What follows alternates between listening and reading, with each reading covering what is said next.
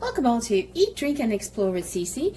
Today we are doing another recipe for the Formula One cook-along the circuit with me. And it is round 10 of the Formula One for this year. And it is in Montreal, Canada. So it is home country for me. And it is going to be in Montreal. Looking really forward to it. And it was also some trivia, some Formula One trivia. It was Lewis Hamilton's very first ever Formula One title race. He won it in 2007, and he was racing in Formula One. That was his sixth race in Formula One, and he won it in Montreal, Canada in 2007. So that's a great little tidbit. And he has won it subsequently afterwards as well. So here's fingers crossed that he can actually pull it off again this year. So good luck, Lewis. So, what are we going to be doing? Well, we are actually going to do a fusion dish. And because Canada is so multicultural, that I thought what we would do is blend some flavors from different parts of the world that of people that reside in Canada. So we're going to have the star of the show, of course, it's going to be maple syrup. And Quebec is definitely known for its maple syrup. And we're also going to then introduce some oriental flavor by introducing some soya sauce in there. We've got some lemon, and we've got some honey. And for the Middle Eastern, North African, I'm actually introducing some dry orange peel. And I'll show you how I implement that in the dish. And we also have some fresh ginger that I'm going to grate into the dish. You're going to need 2 tablespoons of butter. And for the seasonings, I have half a teaspoon of garlic powder, half a teaspoon of onion powder, and then I have just a smidgen over a half a teaspoon of smoked paprika, and that's going to bring that nice smokiness to the dish. Now, and the meat component is going to be chicken, and what we're using in this dish is we're using chicken thigh. I dry brined them, and how I did that is I salted the bottom, salt and pepper at the bottom, and then I utilized this organic no salt seasoning. And reason why I use this one is because it's vegetable based, but it also has a citrus peel in it.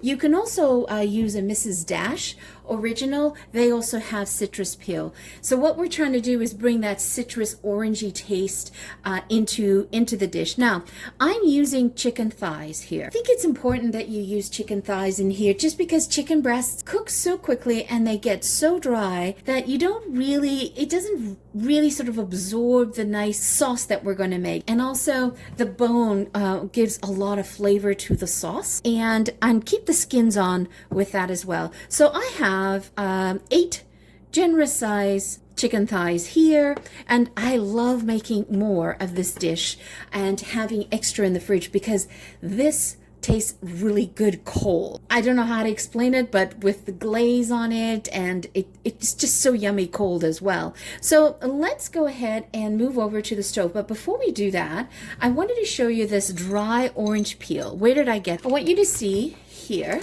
the brand that I got, and I found that actually in a Middle Eastern grocery store. Go into the spice area section and you'll see that they have that. They'll have like dry lime as well, and it's definitely worth picking that up because you can do so much with it. You can bake with it, you can cook with it, so highly recommend it. So first thing we're going to do is going to cook this off on the stove, and we're going to render it down, skin down. So I put a little bit, put a glug in of extra virgin olive oil, and I put in about a half a tablespoon of butter just to maintain the smoke point. So when I did a dry brine on these chickens, I made sure that I did both sides of it. I trimmed it from all the excess fat that usually you find underneath the back here in the flaps. So I trimmed that. Definitely worth putting a splatter thing on there to prevent you from having to clean the entire kitchen. What we're doing here, sorry I have to put the fan on, is rending this down. So when the chicken is able to lift up, that's already telling you that the chicken is ready. And what we're going to do is cook this partially, because we'll finish rendering this in the glaze. So I cook it to about 145, 150 degrees Fahrenheit. And the idea is to get some nice color on the skin. And the beauty of why we're cooking it with the skin on it and the bone is because as we're cooking it now, it's rendering all of that fat into the pot. And we're going to use that as part of our glaze, and that's where the flavor comes. So we're building flavor here.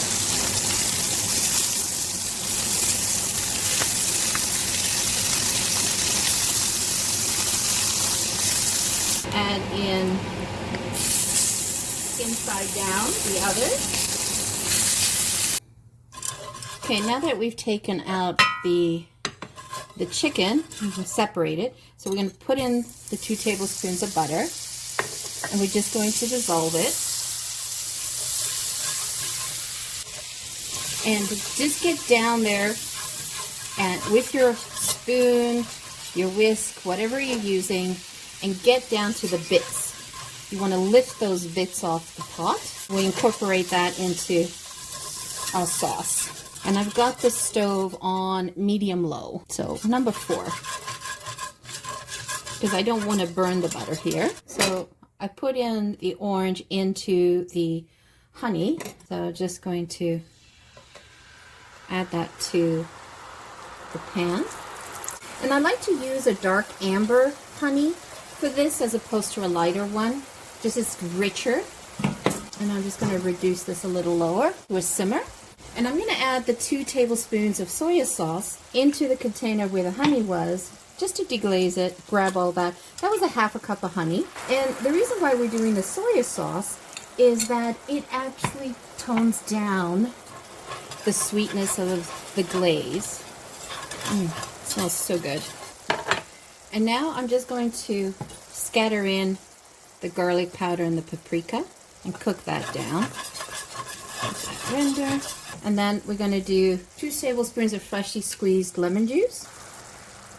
And I've got the stove on a low simmer. And now I'm using a half a fresh ginger, about a half an inch, and I'm just going to grate that in to this dish, fresh. Don't need much. You just want a whisper of ginger. And then leave I let the big piece in there, and then I'll take that out before serving. And so also using that amber, the dark amber honey, it also adds a beautiful color to the dish as well. Now we're just going to add in the chicken, skin side up. And don't forget those juices, add those back into the pot. And no, I haven't forgotten about the maple syrup yet. What we're going to do now is just spoon the glaze over the chicken. Such a great dish. So easy to make as well. And you know how we're always eating chicken the same old way? This gives you an alternative of chicken with different flavors. Now you can serve this with some beautiful roasted potatoes. That goes really well. What also goes well too, if you want a quick weekend dinner, weeknight dinner, is just get the McCain home French fries. Those big thick cut French fries, pre-cut. Stick those in the oven while this cooks. Then you have a great meal ready to go. Side salad is also perfect with this. This also goes really well on a bed of white basmati rice. So just keep drizzling. And you want to do this for about another 10 minutes. On slow, just let it hang out in this liquid and keep the tops moist. So the soy sauce, as I said, cuts down on the sweetness, adds that umami level of flavor to your sauce. And the lemon juice as well helps with that. And the honey, of course, gives you this beautiful glazing effect. And I love to flavor it with the dry orange peels. Now, why did I not put in the maple syrup yet? Because I want that to be the final flavor when we go to serve it. So we'll do it and we'll drizzle it on the top when we're ready to take this out. Now, for those of you who are not sure, if your chicken is cooked or anything like that, what you can do is get yourself one of these meat thermometers. They're great. They're, I mean, under 20 bucks. And then just pop them in.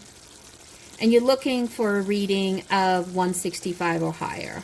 So now that I've marinated it enough, I'm going to put a lid on it for a bit, just so that all those flavors sort of amalgamate.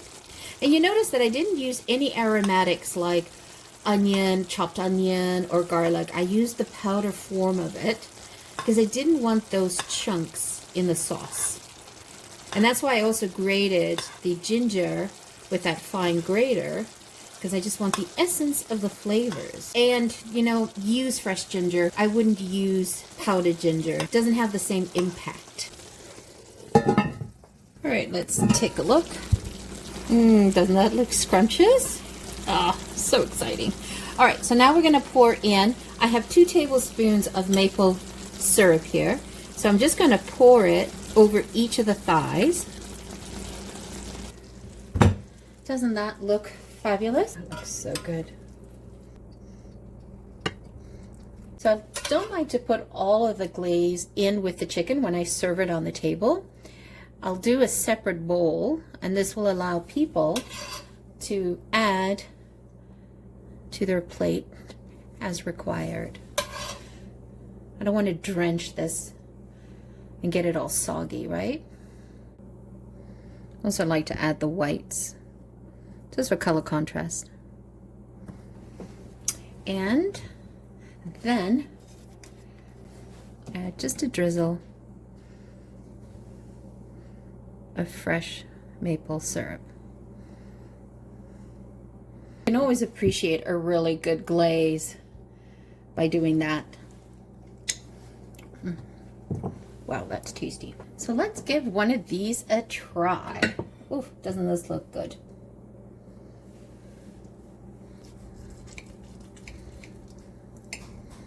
Oh, look at that.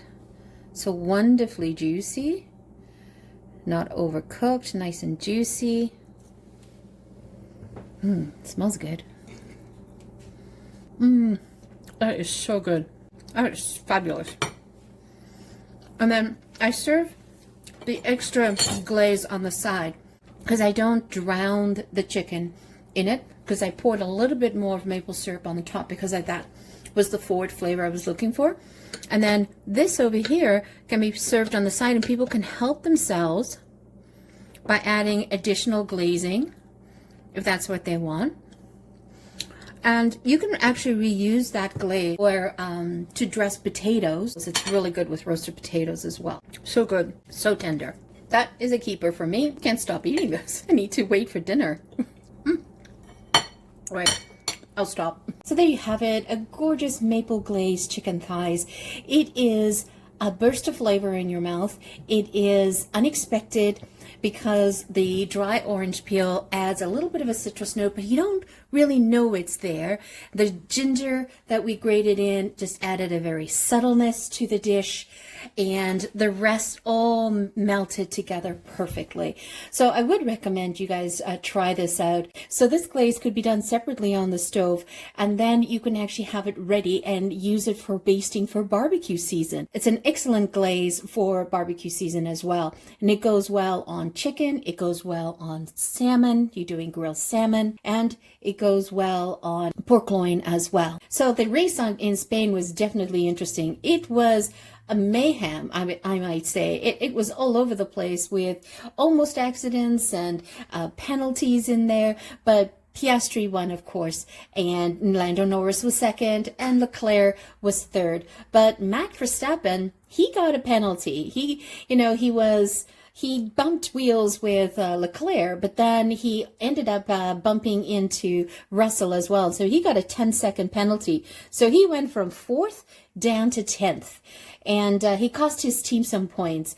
Hopefully we'll see a turnaround of that in Canada, and we'll see who wins. It'll be super exciting to see them in the Montreal Grand Prix. Fingers crossed that we get at least Lewis Hamilton getting in on the podium. I would love to see that. So once again, thank you so much for joining me. Always greatly appreciated. If you are new to the channel, welcome. If you're a returning champion, thank you so much for your love.